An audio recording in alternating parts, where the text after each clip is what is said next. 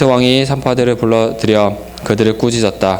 어찌하여 이 일을 이렇게 하였느냐? 어찌하여 남자아이들을 살려두었느냐? 산파들이 바로에게 대답하였다. 히브리 여인들은 이집트 여인들과 같지 않습니다. 그들은 기운이 좋아서 산파가 그들에게 이르기도 전에 아이를 낳아 버립니다. 그래서 하나님이 산파들에게 은혜를 베풀어 주셨으며 이집트 백성은 크게 불어났고 매우 강해졌다. 하나님은 산파들이 하나님을 두려워하는 것을 보시고 그들의 집안을 번성하게 하셨다. 마침내 바로는 모든 백성에게 명령을 내렸다. 갓 태어난 히브리 남자 아이는 모두 강물에 던지고 여자 아이들만 살려두어라. 아멘.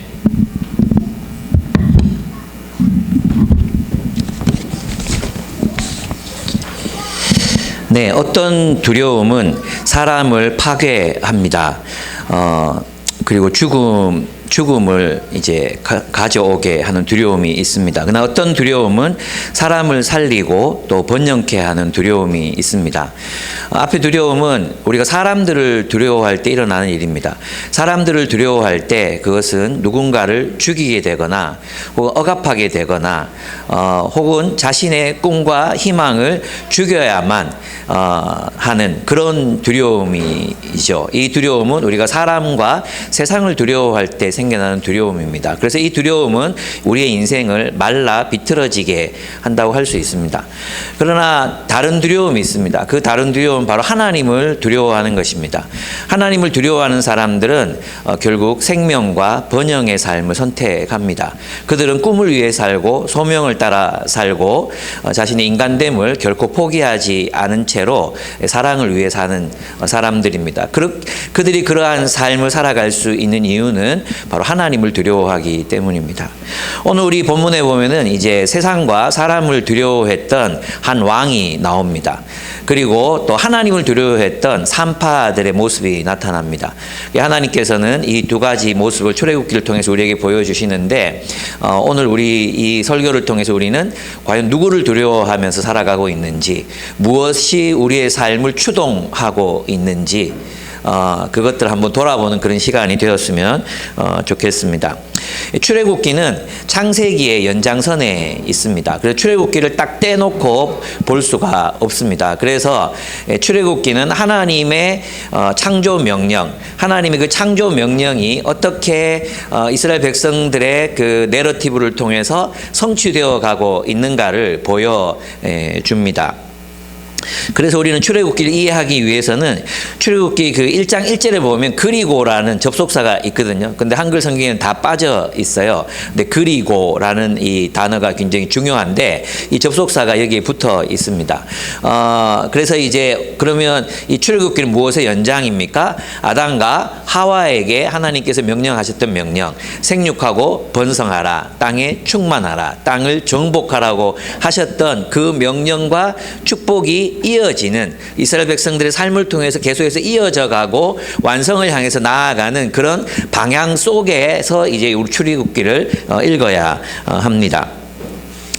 그래서 창세기 13장 16절을 보면 하나님께서 아브라함을 통해서 아담에게 주셨던 그 명령이 계속 이어지게 하시거든요. 그 아담에게 주었던 명령을 계승하게 하시는데 그게 창세기 13장 16절의 말씀입니다. 내가 너의 자손을 땅의 먼지처럼 셀 수 없이 많아지게 하겠다. 생육하고 번성하라 하는 명령이 이제 아브라함을 통해서 성취될 것에 대해서 이야기하십니다. 누구든지 땅의 먼지를 셀 수 있는 사람이 있다면 너의 자손을 셀 수 있을 것이다. 그만큼 그들이 번성하게 될 것을 약속하셨습니다. 하나님의 약속대로 이스라엘은 이집트 땅에서도 생육하고 번성합니다. 가뭄 때문에 이집트로 이주해 간 사람들이 70명, 또 70인역에 의하면 75명이었습니다. 400년이 지났습니다. 그리고 그 수가 불어나고 세력도 커졌으며 마침내 그 땅에 가득하게 되었다고 출애굽기 기자는 이제 기록하고 있습니다. 이 출애굽기는 창세기에서 하나님이 말씀하신 하나님의 창조 사역이 이루어져 가는 과정을 보여줍니다.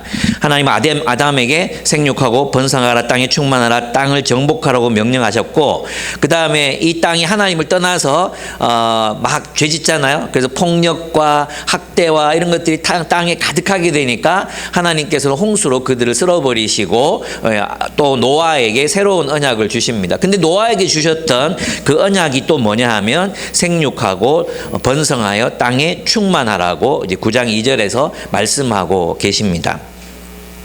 생육하고 번성하여 땅에 충만하고 땅을 정복하라는 말씀은 인간의 탐욕을 위해서 땅을 정복하라는 명령이 아닙니다. 인간이 탐욕을 이루기 위해서 땅을 정복하고 파괴하라는 뜻이 아니었습니다. 이것은 세상 사람들이 이미 하고 있는 일들이었습니다. 그런데 하나님께서 하나님 백성들을 불러서 땅에 번성하고 생육하고 번성하고 땅에 충만하라, 땅을 정복하라는 것은 하나님의 뜻대로 다스리라는 뜻입니다.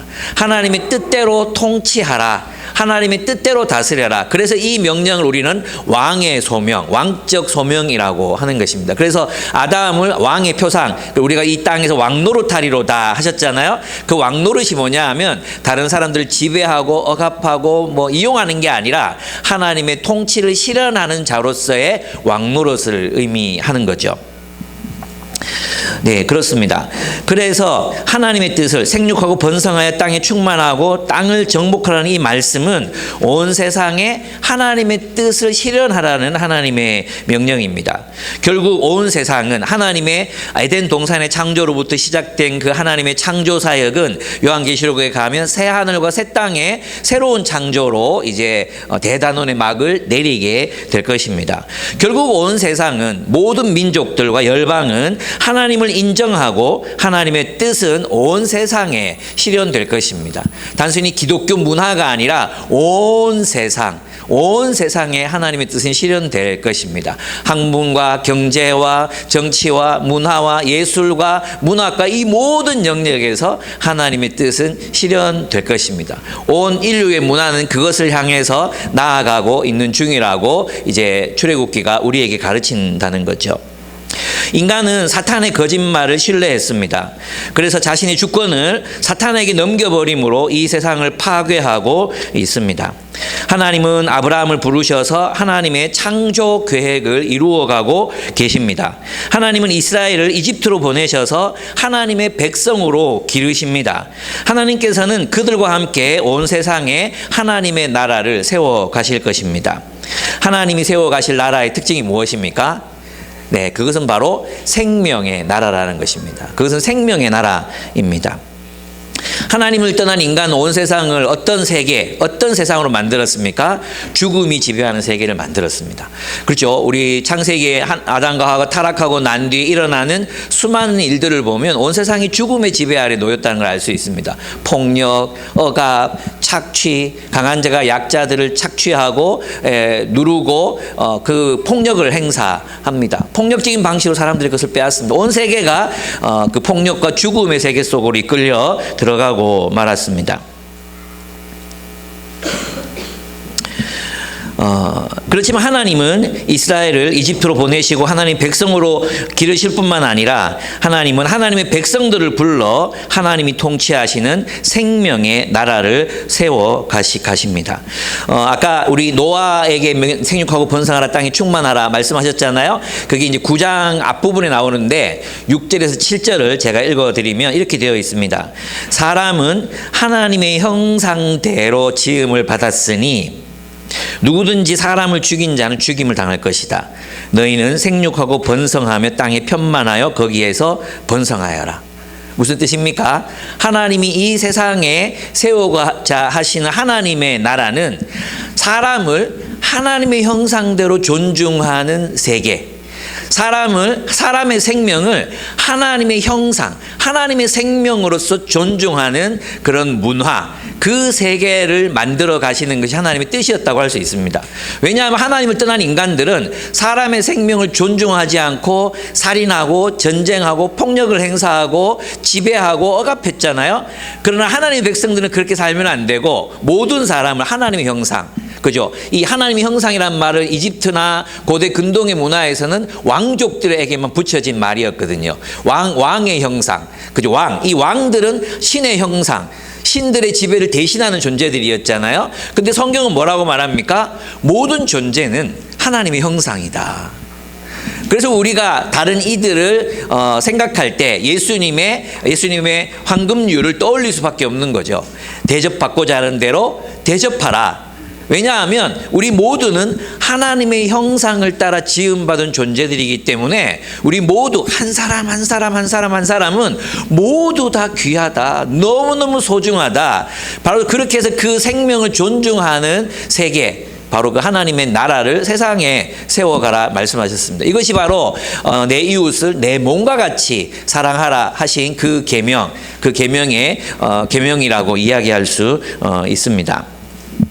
그렇습니다. 하나님은 하나님의 백성들을 불러서 죽음이 지배하는 세상 속에서 하나님의 생명의 나라를 세워 가십니다. 그래서 온 세상에 축복이 되는 삶을 살아가게 하신다는 것입니다. 그래서 이제 이 명령을 이제 이 언약을 주님께서는 이집트 땅에서 이스라엘 백성들을 향해서 이제 성취하십니다. 근데 이게 굉장히 재밌습니다. 왜냐하면 하나님께서는 바로 세상 속에서 이집트 나라라는 그 어쩌면 태양신 라와 죽음의 신들이 지배하고 있는 그 세상 속에서 하나님의 나라를 세워가고 계시기 때문입니다.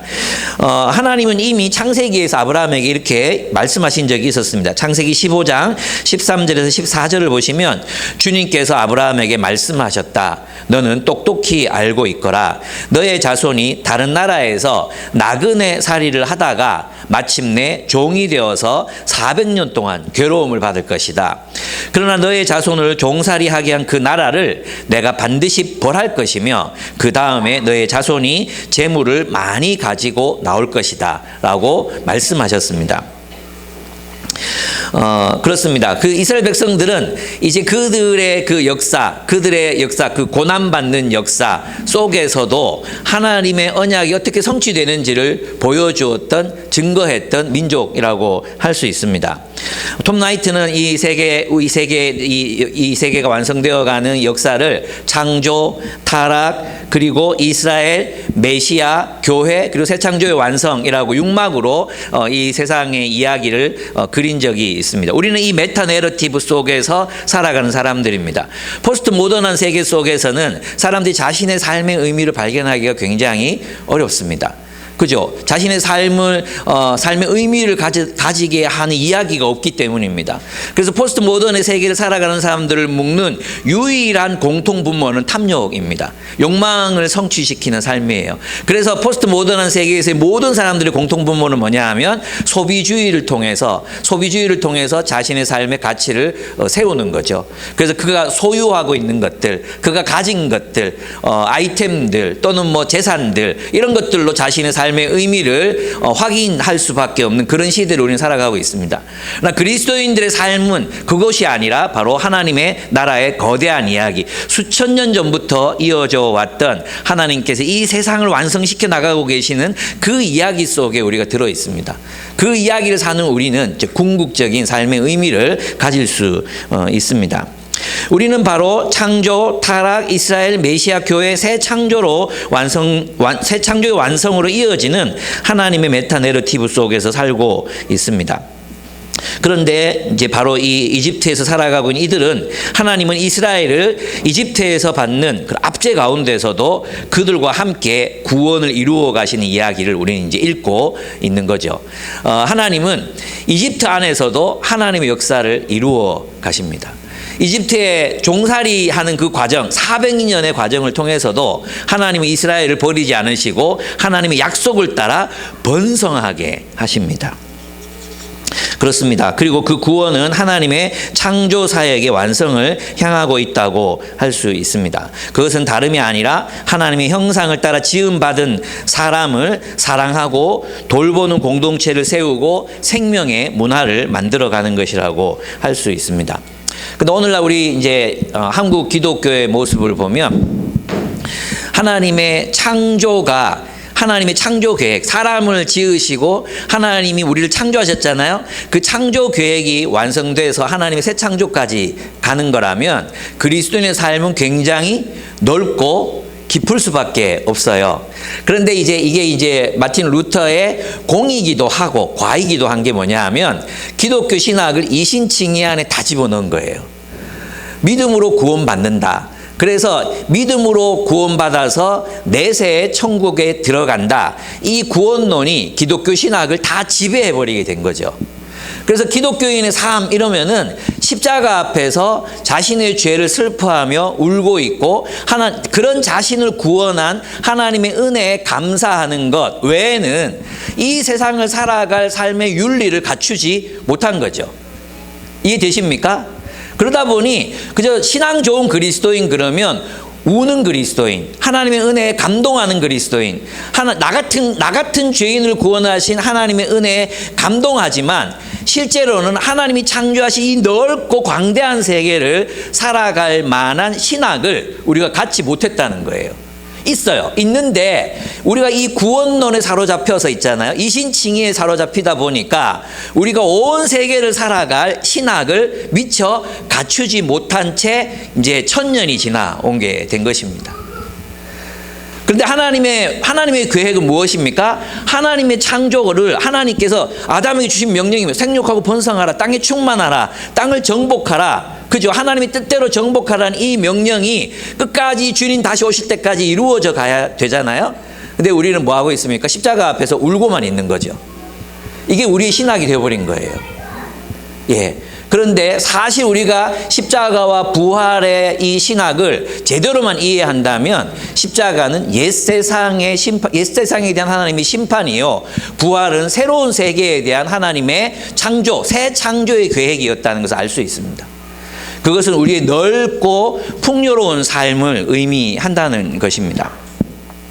그래서 우리는 기독교인의 삶이란 하나님의 창조 계획을 완성시켜 나가는 것이 근본이다 하는 것을 기억할 필요가 있습니다. 십자가는 왜 필요했습니까? 바로 그런 삶을 회복시키시고 우리를 그 풍요로운 삶으로 인도하시기 위한 하나님의 계획이었다는 거예요. 우리가 하나님의 은혜 앞에 우는 것, 그리고 우리가 죄인임을 깨닫는 것, 이거 굉장히 중요한 일입니다. 그러나 우리는 거기에 머물러 있으면 안 됩니다.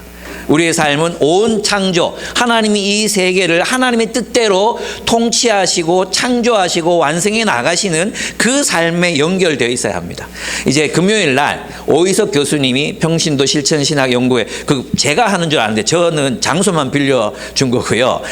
이게 여기 우리 계시는 우리 임영 교수님하고 최현철 교수님의 이런 몇 번의 이 위원들이 있어요. 이분들이 이제 주관하시는 거거든요. 근데 오이석 교수님을 모셨어요. 오이석 교수님이 젊은 시절에는 그렇게 생각했대요. 기독교인으로서 어떻게 하나님의 말씀을 선포하는 예술을 할 수 있을까? 그죠? 막 그게 너무 고민이 됐대요. 그래서 젊은 시절에는 이분의 신학이 넓지 못했기 때문에 어떻게 생각했냐 하면 이런 회의가 들었대요. 내가 만들 수 있는 건, 내가 기독 신앙인으로서 만들 수 있는 건 십자가밖에 없는가? 다양한 형태의 십자가를 만들다가 내 인생이 끝나는가? 이런 생각이 들었대요. 그러다가 기독교 세계관, IBF 운동도 만나고, IBF 지도교수였잖아요, 대가대에서. 그렇게 만나면서 이분의 지평이 넓어지셨어요. 그래서, 국립미술관에도 이제 이 오이석 교수님의 작품이 이제 전시가 되고 소장하게 되게 되는데, 그게 뭐냐 하면 환경에 대한, 자연과 또 하나님의 말씀을 이제 접목해서 이제 넓어지는 거죠. 이 세계의 지평이. 그래서 지금 환경 미술을 하시거든요. 농사 짓고 200표, 300표 농사 짓고 사진으로 남기고 그렇게 하는 환경 미술 들어보셨나요? 모르죠, 여러분? 예. 그래서 조각이 점점 폭이 넓어지는 거죠. 이제는 온 세계를 담는, 하나님의 말씀으로 온 세계를 담는 예술을 하시는 거예요. 저는 그 강의를 들으면서 있잖아요, 마음이 너무 편하고 자유로워지는 느낌을 받았어요. 너무 좋은 거예요. 예. 근데 우리들의 삶을 보면, 기독교인들의 삶을 보면 너무 이제 종교화되어 있는 거죠. 물론 기독교가 종교예요. 근데 이것을 우리의 삶 전부를 포괄하는 것이잖아요.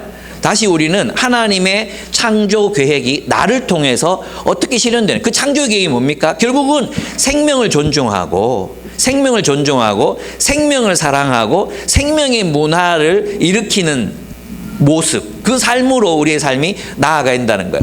저는 있잖아요. 최근에 또 이슈가 됐던 게 뭐냐 하면 이제 노벨 문학상을 받아 한강의 삼촌이 목사님이세요. 이 목사님이 한강에게 편지를 보냈어요. 나는 그 편지를 읽으면서 너무 부끄러웠어요.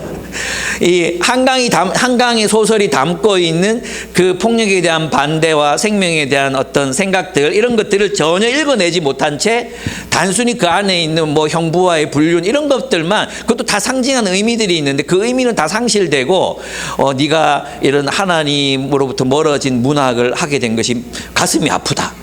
저는 한강이 그 편지를 보면서 아마 되게 웃었을 거라고 생각해요.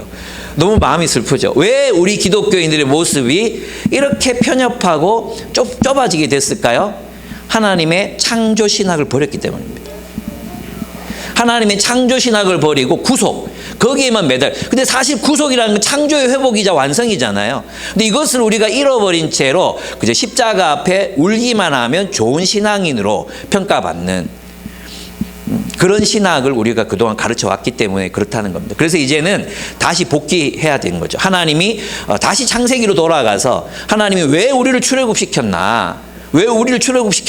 하나님의 원래 창조 원리, 하나님께서 인간을 창조하신 그 원리, 그 창조의 계획, 그 계획을 완성하고자 하시는 하나님의 뜻과 계획을 우리가 알고 우리의 모든 삶의 영역에서 하나님의 통치가 실현돼야 된다고 생각합니다. 여러분, 그 모든 이들을 위한 기독교 영화제가 있어요. 모기영이라는 기독교 영화제가 있어요. 여기에 이제 그 주관하시는 분이 강신일 맞으신가?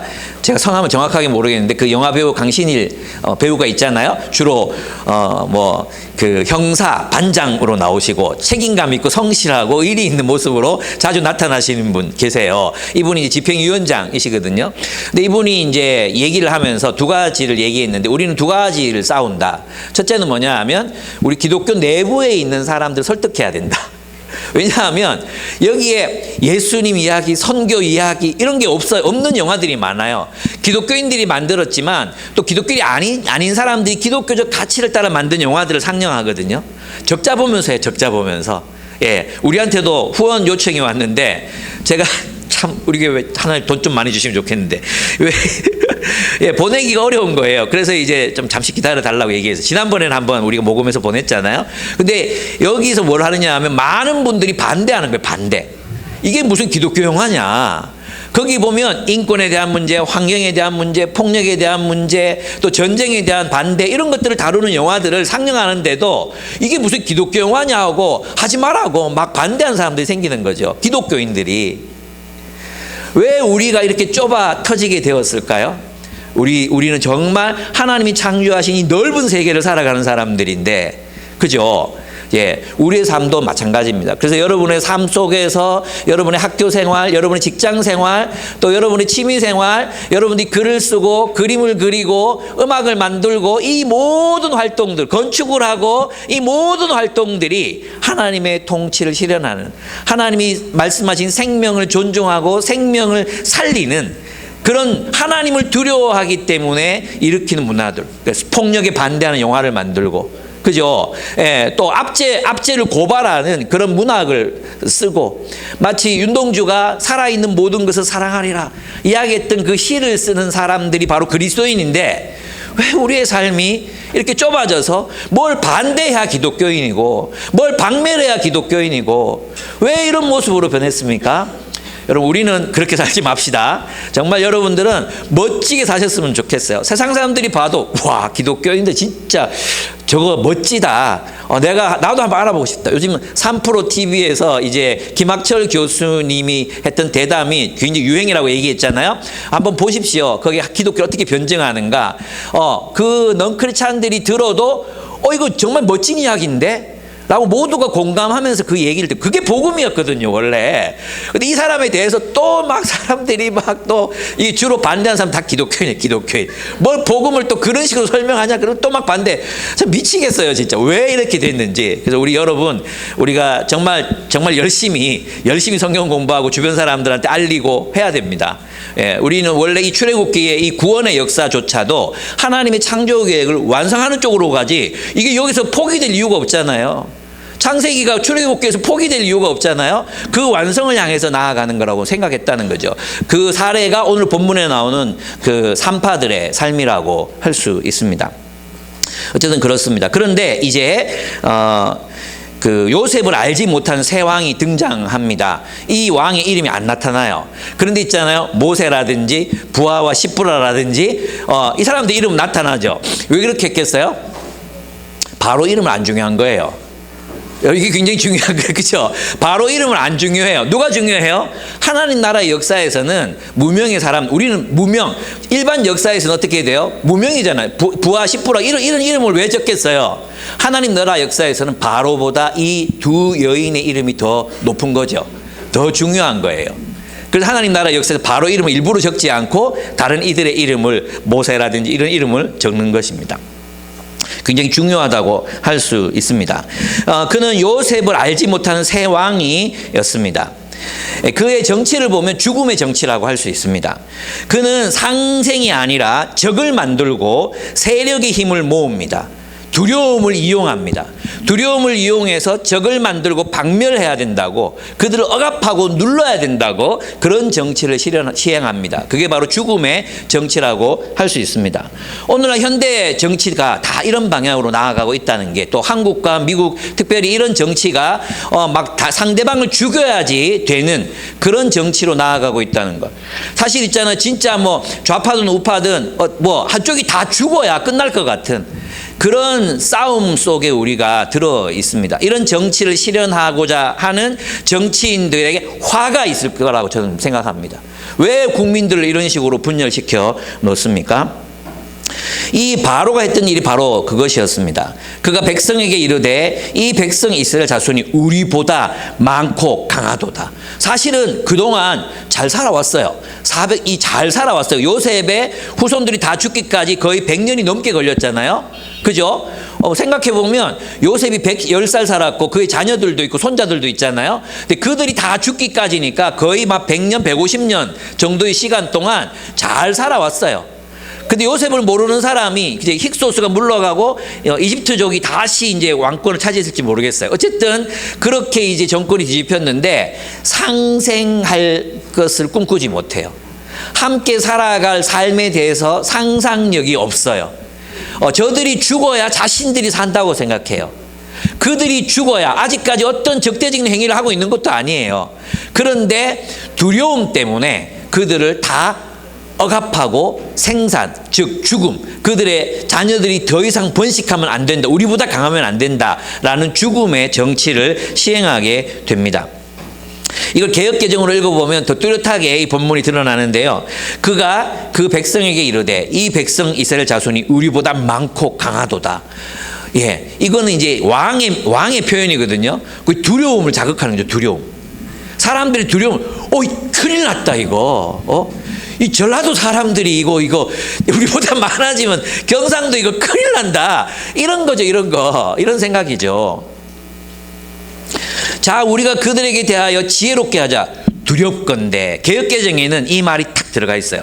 두렵건대 그들이 더 많게 되면 전쟁이 일어날 때에 우리 대적과 합하여 우리와 싸우고 이 땅에서 나갈까 하노라 하고 감독들을 그들 위에 세우고 그들에게 무거운 짐을 지어 괴롭게 하여 그들에게 바로를 위하여 국고성 비동과 람셋을 건축하게 하니라. 이렇게 되어 있습니다. 그러니까 이 바로가 다른 사람들을 억압했던 근본 동기가 뭐예요? 두려움이에요. 두려움. 그 두려움이 쟤들이 커지면 우리가 죽는데, 제가 인기가 좋아지면 내 인기는 사라지는데, 저 친구들이 잘 살면 나는 못 살게 되는데, 저 친구들이 피자 한 조각 가져가면 내가 가져갈 게 한 몫이 줄어드는데, 이런 생각들이 결국 어떻게 됩니까? 사람들을 억압하고 누르고 죽이게 되는 것입니다. 두려움이. 건강한 두려움이 있습니다. 건강한 두려움은 어떤 정말 위험한 것들을 피하게 만들어 줍니다. 그리고 건강하게 미래를 대비하게 합니다. 그러나 자신의 안전을 위해서 누군가를 희생시켜야 한다는 두려움은 이 두려움은 굉장히 악한 것이라고 할 수 있습니다. 우리 자매들 바퀴벌레 나타나면 죽이죠. 예, 형제들은 꼭 죽여야 되나 이렇게 생각하는데, 그죠? 자매들은 죽여요. 메뚜기를 보면 죽이고 싶죠. 왜? 어디로 튀어올지 모르니까, 내 몸에 붙을지도 모르니까. 그래서 여러분, 선량한 메뚜기 죽이지 마시고, 곤충들을 사랑하셔서 이렇게 어떻게 봉지에 담아가지고 버리든지 그렇게 하시지, 굳이 그걸 죽일 이유가 없습니다. 아시죠? 바퀴벌레 터뜨리면 더 많은 새끼들이 나오는 거. 예, 그게 하나님의 섭리입니다, 여러분. 예, 그의 정치의 기반은 두려움입니다. 그런 두려움 때문에 하나님을 거역하는 일을 합니다. 그것은 생명을 죽이는 일입니다. 하나님의 계획은 생명이 번성하는 거지만, 그러나 이 바로의 정치는 생명을 억압하고 죽이고 누르는 정치를 시행합니다. 자신의 안전을 위해 누군가를 희생시켜야 된다. 내가 안전하려면 누가 죽어야 된다. 내가 안전하려면 누구를 박멸시켜야 된다. 우리가 기독교인들이 기독교인으로 제대로 살려면 이거 반대하는 누구들을 다 박멸을 이 땅에서 다 몰아내야 된다. 이런 식의 생각들이 이 땅의 약자들을 학대하고 이런 일들을 이제 우리가 하게 된다는 것이죠. 두려움이 빼앗아가는 것들이 있습니다. 두려움에 사로잡히면 두려움은 꿈을 죽입니다. 꿈을 죽여요. 안 그렇습니까? 꿈을 향해 나아가야 되는데 그 꿈을 추구하기에 이 세상이 너무 두려우면 그 두려움을 없애기 위해서 살다가 결국 인생이 다 갑니다. 두려움은 꿈과 비전의 반대말이라고 할 수 있습니다. 두려움은 꿈을 죽입니다. 두려움은 관계를 죽입니다. 두려움은 우리가 누군가를 사랑하는 것을 못하게 만듭니다. 약자들을 희생양으로 만듭니다. 청소년 BSM 때 우리가 관상기도를 연습했습니다. 그리고 이제 눈을 감고, 잘 못해요 애들이. 눈을 감고 2분만 딱 집중하자. 애들의 집중력이 11초거든요. 근데 11초, 이 폰 많이 보는 애들 11초 집중할 수 있거든요. 근데 이제 제가 2분 더 눈을 감고 묵상하라 그랬어요. 너희를 두렵게 하는 게 뭐냐? 너희를 무섭게 하는 게 뭐냐? 저도 그 같이 하는데 제 마음에도 사랑하는 사람들이 나를 싫어하고 떠나면 어떡하나? 그게 확 다가오는 거예요. 확. 내가 이걸 두려워하는구나. 예. 제 아내는 제가 얼마 전에 이제 요 신기한 속내과 거기 이제 주치의가 계시거든요. 그래서 혈압약 타러 가서 늘 이제 하는데, 목사님 이번에는 초음파 한번 해봐요. 그래서 초음파를 했는데 췌장에 뭐가 보인다는 거예요. 그래서 저는 아무 생각이 없어요. 집에 가서 췌장에 뭐가 보인대. 그래가지고 뭐 파티마 병원에 가야 된다고. 그 전까지는 평안했던 우리 집사람이 파티마 병원 가서 이제 검진 일자를 받고 왔거든요. 검진 일자를 받고 오는데 그날 밤에 잠을 못 잤대요. 내가 일찍 죽으면 자기는 뭘 해야 되나? 그래서 50세 아주머니가 할 수 있는 일이 뭔가 막 찾아보고 막 그랬대요. 저는 별로 두렵지는 않아요. 예, 저는 뭐 그냥 무록이겠지. 뭐 암이면 죽으면 되지. 뭐 이 생각하는데 아내는 안 그런가 봐요. 그래서 막 두렵대요. 근데 있잖아요. 우리 청소년 아이들이 뭐라고 얘기했는지 아세요? 청소년 아이들이 이런 얘기를 했어요. 자기가 사람들을 실망시키는 게 두렵대요. 그래서 사람들이 자기를 싫어할까 봐 너무 무섭대요. 그래서 사람들하고 깊이 있게 그렇게 관계를 맺지 못하겠대요.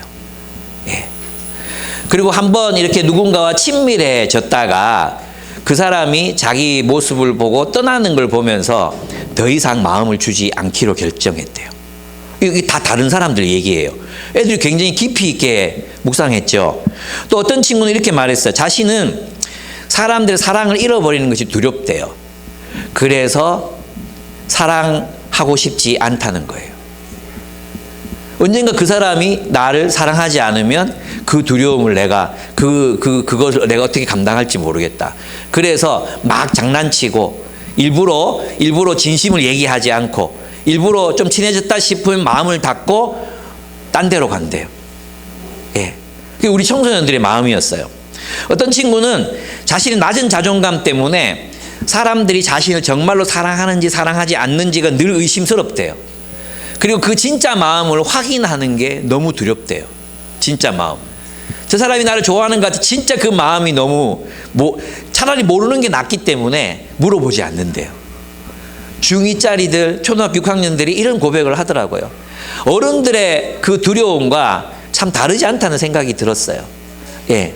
그래서 제가 뭐라고 얘기할게요? 사랑해라. 사람들이 너를 싫어해도 끝까지 사랑하고, 사람들이 너를 실망시켜도 끝까지 사랑하고, 네가 다른 사람들을 실망시켜도 끝까지 사랑해라. 그게 우리가 두려움을 극복하는 방법이다. 뭐 그렇다고 달라지는 게 뭐 있겠어? 그렇다고 달라지는 게 뭐 있겠어? 너희가 두려워하면 그 모든 관계를 끊어버리고 고립되겠지. 고립되면 너희는 번영, 충만한 삶, 풍성한 삶을 살 수 없어. 그래서 어떻게든 사랑해라. 그러다 보면 너를 그렇게 사랑해 준 사람 만나겠지. 그렇게 우리가 하나님이 명령하신 명령들을 통해 우리가 풍요로운 삶을 살아가는 거야. 우리가 누군가를 사랑하다가 사람들이 떠나고 관계가 끊어지고 하니 너무 아프죠. 그죠? 또 우리는 진짜 사랑하잖아요. 진짜. 가짜로 사랑하지 않잖아요. 우리 진짜 사랑하잖아요. 그게 마치 가족을 잃어버리는 느낌이잖아요. 누군가가 떠날 때마다. 그죠? 이제 각오해야죠. 1년마다 한 가정이 떠난다. 그리고 1년마다 2가정이 들어온다. 항상 그랬잖아요. 그래서 뭐 어떡하겠어요. 또 사랑해야죠. 뭐. 또 사랑하면서 살아야죠. 그게 인생인데. 그렇다고 우리가 사랑할 마음을 막을 수 없잖아요. 그죠? 상처받기 싫어서 우리 마음을 닫으면 결국 하나님이 우리에게 주시고자 하셨던 생명과 번영의 삶을 살 수 없잖아요. 또 사랑해야죠. 예. 뭐 떠나는 분들도 어떤 이유가 있겠죠. 또 그곳에서도 하나님이 또 여기서 이만큼 성장했다면 거기서 또 이만큼 성장하겠죠. 하나님 믿어야죠. 하나님 신뢰하고. 그죠? 우리 그렇게 살아가야 된다고 생각했어요. 그래, 두려워하지 말고 사랑해라. 사람들이 너를 사랑하지 않고 싫어할 때도 사랑해라. 사람들이 너에게 실망해도 사랑해라. 그렇게 사랑하다 보면 커진다. 성숙한다. 잘하게 된다. 두려움 없이 사랑해라. 사랑은 모든 두려움을 내어 쫓느니라. 사랑은 모든 두려움을 내어 쫓습니다. 그러니까 두려움 없이 사랑합시다. 상처받을 걸 각오하고 사랑합시다. 우리 사도 바울이 나를 더 이상 괴롭게 하지 마라. 내가 성흔을 가졌노라. 그리스도의 흔적을 가졌노라고 얘기했잖아요. 여러분, 그 많은 사람들이 그 흔적을 마치 십자가에 못 박힌 그 못자국이라고 생각해요. 그죠? 그래서 사도 바울에게도 그 못자국이 나타났다 생각해요. 그게 아니에요. 사랑하다 받은 상처. 다른 사람들을 사랑하다가 받은 상처의 흔적들. 그게 성흔입니다. 성흔. 예수님이 사람들을 사랑하다가 십자가에 못 박힌 상처. 그게 성흔입니다. 성흔. 우리가 누군가를 사랑하다가 받은 마음의 상처.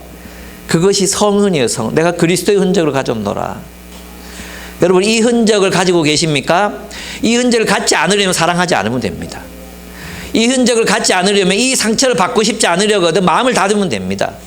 적당히 사랑하고 적당히 보여주면 됩니다. 그러나 그 삶의 결국은 고립입니다. 주님이 약속하신 생명, 평화, 그 풍요로운 삶을 우리는 경험할 수 없을 겁니다.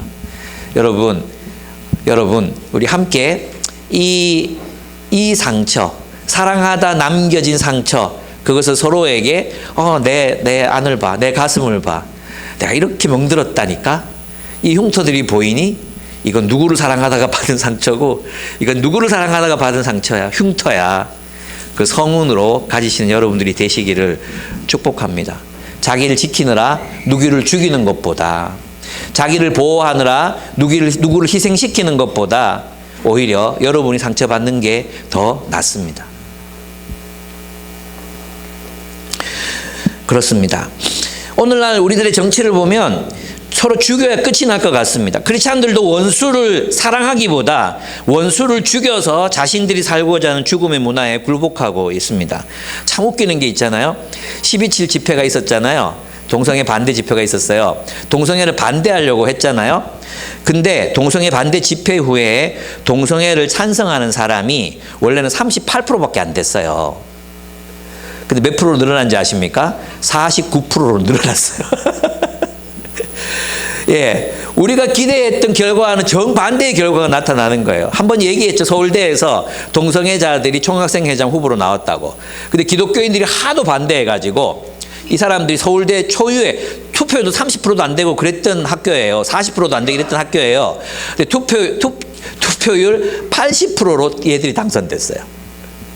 이 큰 반대가 오히려 더 큰 반발을 불러일으킨다는 걸 우리가 모르는 거죠. 예. 그렇습니다. 두려움이 아니라 사랑. 하나님의 형상으로 지음받은 사람들에 대한 사랑이 우리의 동기여야 합니다. 그렇죠.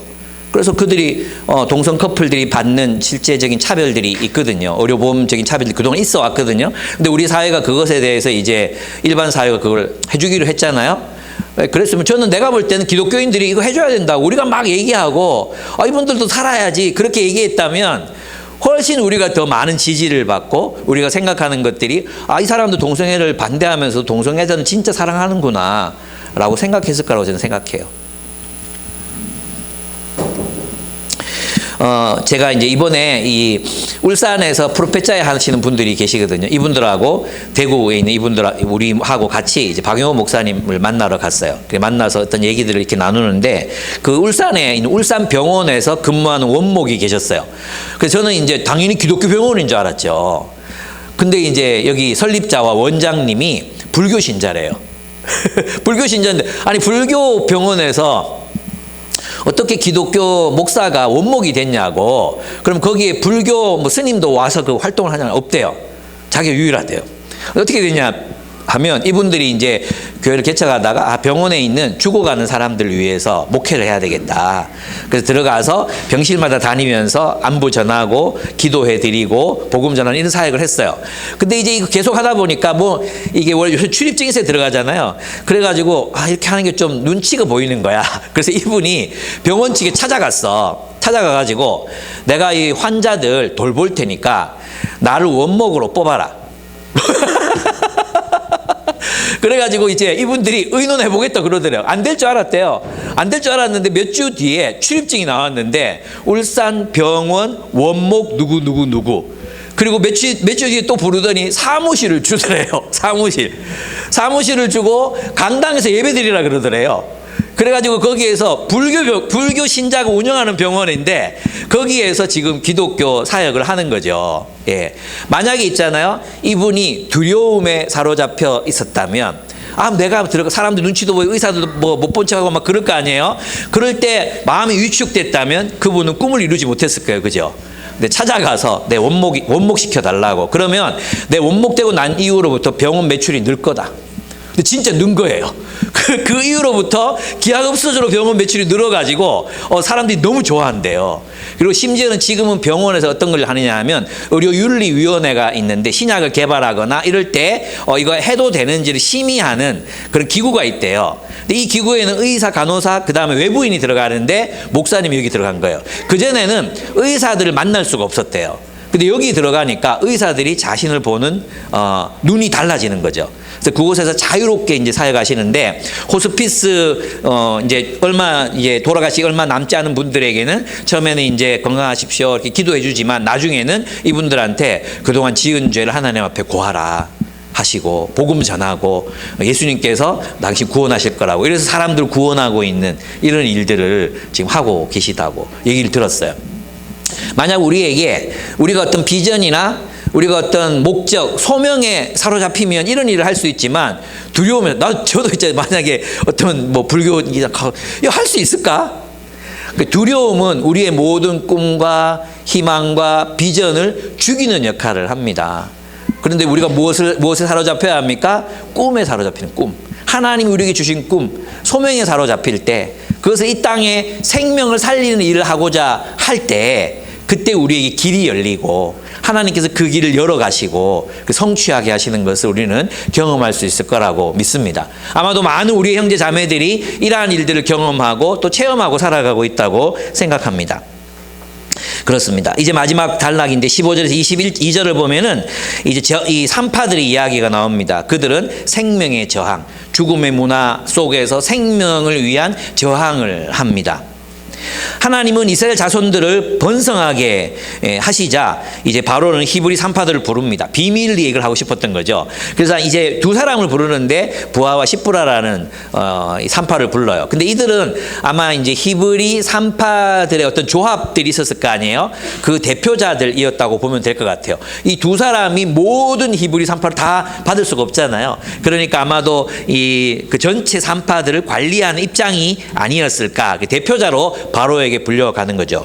그리고 이제 정말 비겁해, 그죠? 비겁하게 아들이 나오면 죽이고 딸이 나오면 살려라. 왜 딸들을 또 살리려고 그래요? 그런 이제 명령을 내립니다. 그런데 그녀들은 누구를 두려워합니까? 바로를 두려워하지 않습니다. 하나님을 더 두려워합니다. 바로도 얼마나 무서웠겠어요. 그죠? 바로도 무서웠어요. 근데 그에게 눈에 보이는 이 바로보다 하나님들이 그녀들은 더 무서웠습니다. 더 두려웠습니다. 하나님을 두려워했기 때문에 그들은 아들을 살리고자 합니다. 근데 이 명령이 어디서 나오냐면 아까 우리가 읽었던 노아에게 주신 명령. 사람은 하나님의 형상으로 지음받았기 때문에 존중해야 된다. 죽이면 안 된다. 그들을 무고하게 죽이면 어떻게 돼요? 그 피를 반드시 그들의 손에서 찾겠다고 주님이 말씀하셨거든요. 그렇기 때문에 그들은 하나님의 명령을 따라서 아이들을 살립니다. 여러분 생각해봐요. 이때는 율법이 없어요. 율법이 없는 시대예요. 그런데 있잖아요. 400년 동안 여러분 400년이면 어떤 시대입니까? 정말 그 400년 동안 그들은 하나님의 백성이라는 정체성을 유지합니다. 그 포로로 잡혀가서. 아니 그 노예 생활하는 가운데 400년 동안 하나님의 백성이라고 자부하면서 삽니다. 근데 그들을 지탱시켜준 윤리가 무엇이었습니까? 바로 생명윤리였다는 것입니다. 생명윤리. 사람을 하나님의 형상으로 존중하는 문화. 그것이 그들 가운데 있었기 때문에 산파들이 죽이려면 죽여야지 뭐 어떡하겠어요. 우리가 살려면 죽여야지. 이렇게 될 수 있잖아요. 그죠? 그런데 400년 동안 그들의 신앙, 우리는 하나님의 백성이고 생명을 존중해야 돼. 모든 인간은 하나님의 형상이야. 바로 그 한 가지, 그 보편적 양심, 그 보편적 양심에 따라서 그들 하나님의 나라를 살았다는 거예요. 그래서 있잖아요. 그리스도인의 삶은 특별히 다르지 않습니다. 우리 인간의 마음속에 새겨진 보편적 양심, 그게 뭡니까? 모든 사람은 하나님의 형상이다. 왕들만 하나님의 형상, 신의 형상으로 지음받았다고 하는 그 고대 문화 속에서 모든 인간은 하나님의 형상이다. 이 한 가지 붙들고 살았던 거, 이 한 가지. 크게 다르지 않죠. 그래서 이제 볼프 같은 사람은 soft difference. 우리 그리스도인의 삶이 특별히 다르지 않습니다. 그런데 이 신실한 현존이 우리를 위험하게 만듭니다. 히틀러가 지배하는 세계에서 유대인들에게 피난처를 제공하면 유대인들과 똑같이 취급받고 가스실로 끌려가는 시대에 그리스도인들은 그들을 살리기로 결단합니다. 많은 그리스도인, 프랑스의 샹봉의 크리스찬들은 그들을 살리기로 결단해요. 여러분, 이렇게 신실하게 인간의 보편적인 양심을 따라 사는 것이 얼마나 힘든 일인지 몰라요. 위기가 닥치면 우리가 이런 일들이 우리를 흔들어 놓습니다. 이럴 때 우리는 하나님을 두려워해야 합니다. 직장 상사, 내가 속한 기업, 또 내가 속한 어떤 학회, 이런 것들이 두려운 게 아니라 하나님을 두려워함으로 하나님의 뜻을 따라야 돼요. 그게 뭐예요? 생명을 존중하라. 인간을 존중하라. 인간의 생명을 귀히 여기라. 이 생명을 중요하게 생각했던 이스라엘 백성들이었기 때문에 아들을 살립니다. 그죠? 이걸 이제 바로 앞에 가가지고, 히브리인도 이게 참 중요한 건데, 왕이시여. 왕은 지금 얼마나 나쁜 짓을 하고 있는지 아십니까? 이랬으면 그 자리에서 둘 다 땡깡땡깡 다 죽었을 거예요. 그죠? 근데 뭐라고 대답합니까? 왕이시여. 우리가 막 열심히 달려갔는데 히브리 여인들 아시지 않습니까? 이 도착하기 전에 나았습니다. 우리가 어떻게 하겠습니까? 진짜 열심히 하려고 했는데 안 되더라고요. 이렇게 지도자에게도 지도자의 권위를 살리면서도 자신들의 목적을 이루잖아요. 그래서 우리 애들에게 이제 청소년들이 얘기했어요. 생명을 살리기 위해서는 거짓말을 해도 됩니까? 됩니까? 되죠. 예, 우리의 윤리는 있잖아요. 절대적인 윤리가 아니에요. 생명을 살리기 위해서는 거짓말 할 수 있어요. 예. 여러분 그런 얘기 많이 들었죠. 우리 6.25 때 여기 이제 막 숨었어. 국방군이 막 숨었어. 어디 갔습니까? 여기 있다고 말하면 참말이 되고 없다고 말하면 거짓말이 되잖아요. 이런 윤리적 딜레마에서 어떻게 해야 됩니까? 오늘 이제 이 산파들이 보여준 건 아무도 없는데요. 이렇게 말해야 돼. 아, 나는 거짓말 할 수 없는 그리스도인 여기 2명 들었습니다. 그게 그리스도인 태도가 아니에요. 더 중요한 가치가 있는 거죠. 그 가치는 생명이라는 가치입니다. 우리 생명을 위해서 삽니다. 생명. 사람을 살리는 삶을 사는 게 바로 그리스도인의 삶이라고 할 수 있습니다. 그래서 아이러니가 있어요. 이 아이러니가 뭐냐 하면 남자들이 위험하다고 생각하잖아요. 바로가. 남자들이 위험하다고 남자들 다 죽이라 그러잖아요. 근데 있잖아요. 여기서 전부 반항하고 저항하고 이집트의 진짜 위험한 사람들 누구냐? 여자들이에요. 그죠? 부하와 십부라, 요게벳, 그 다음에 미리암, 전부 여자예요, 여자. 여자들이 역사를 만들어가는 거죠. 그러니까 이집트 왕 바로의 계산은 완전히 틀린 거예요. 여자들을 딸아이를 다 죽여야 했으면 이스라엘은 남아날 수가 없었죠. 근데 아들들을 죽이라 했단 말이에요. 근데 그들을 살리는 사람들은 다 여성들이었습니다. 그래서 난 성경을 보면 있잖아요. 성경은 절대 어떤 이 가부장적인 그 제도, 가부장적인 어떤 그런 권력 관계를 절대 지지하지 않는다. 이런 생각을 또 하게 되는 본문이기도 했습니다. 근데 여기서 중요한 건 뭐냐면 그리스도인들 어떤 삶을 사는 사람들입니까? 생명을 살리는 삶. 생명을 살리려면 뭐 해야 돼요? 돌봄이잖아요. 누가 돌봅니까? 여성들이 돌보잖아요. 그래서 우리들에게 이 본문은 우리들에게 이 세상의 약자들을 돌봐라. 권력 앞에서 마치 꺼져가는 그 촛불 같은 그런 삶을 살아가는 수많은 세상의 약자들이 있다. 그 약자들을 돌보기 위해 우리가 위험을 무릅쓰는 것. 때로는 내 사생활이 침해되고 내 시간이 뺏기고 내 에너지와 힘이 드는 이런 거. 그걸 각오하고 이 세상의 약자들, 어린이들, 청소년들, 자신의 목소리를 갖지지 못한 수많은 이들을 위해서 그들을 돌보며 살아라.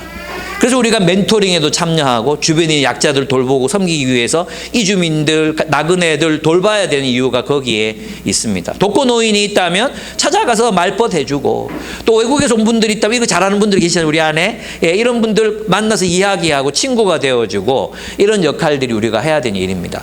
최근에 제가 얘기했나요? 좋은 교사 운동에서 뭘 하고 있느냐 하면 이자 요새 이 교권 사회가 교사 사회가 너무 개인주의적으로 흐르고 있다. 반도 딱 자기 반에 들어가고 남들하고 교제 안 하거든요. 특별히 MZ들이 더 주류가 되면서 서로 교통을 안 해. 그래서 이제 좋은 교사 운동이 어떤 운동을 하느냐 하면 먼저 인사하기 운동을 하는 게 먼저 인사하기. 가서 인사하고 말 걸자. 그 숙제를 남겨요. 오늘은 어떤 말을 걸었습니까? 그 대화했던 내용을 그 홈페이지 막 올려. 그걸 보면서 저는 굉장히 참신하다고 생각했거든요. 예. 어쩌면 우리에게 그게 필요할지도 몰라요. 죽음이 뭡니까? 단절이잖아요. 죽음은 단절이거든요. 이 세상은 자꾸만 우리를 단절시켜요. 예. 여러분 있잖아요. 우리가 왜 결혼 안 하려고 합니까? 여러분 대부분 결혼했죠. 왜 대부분 결혼을 안 하려고 합니까? 우리 청년들 대부분 안 하려고 하거든요.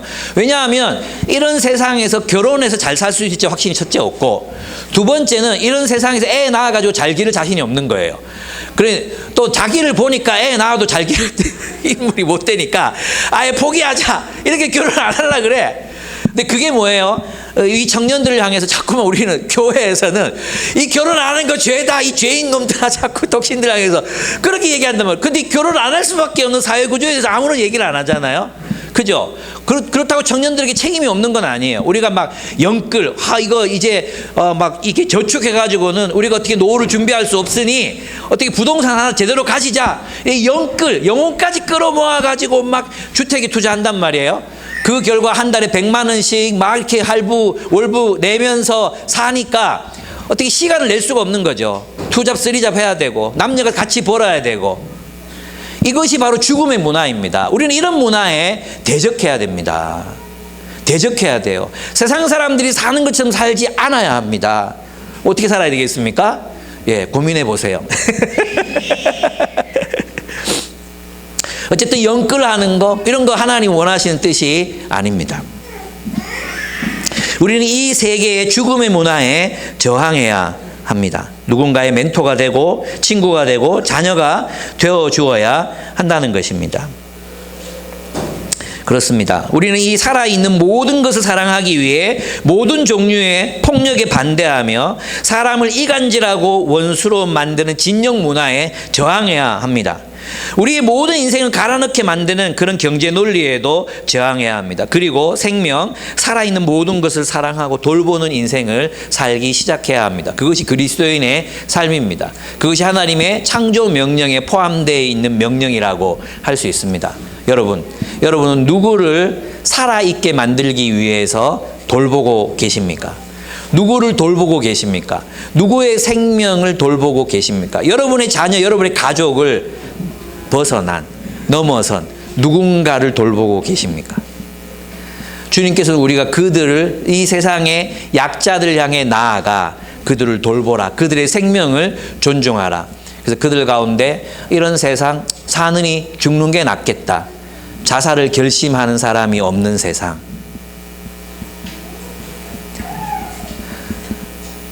그런 세상 우리가 만들어 가야 합니다. 세상에 자기 마음 하나 나눌 곳 없는, 그래서 고립된 채로 살아가고 있는 누군가를 우리는 만나 대화하고 말을 걸고 그들의 인생의 이야기에 귀를 기울여야 합니다. 생명을 돌보는 삶. 죽음은 우리를 단절시키지만, 죽음의 문화는 우리를 계속해서 단절시켜 갈 것이지만, 그래서 우리를 그냥 개인적인 초개인으로 만들어 가겠지만, 우리는 끊임없이 누군가와 연결되고 결연하고 그들과 연대하고 그들을 사랑하고 그래서 연결되는 삶, 생명의 문화를 만들어가는 삶, 그것이 바로 우리에게 우리 시대에 주어진 소명이라고 할 수 있습니다. 여러분 때문에 누가 살아나셨습니까? 같이 기도하도록 하겠습니다.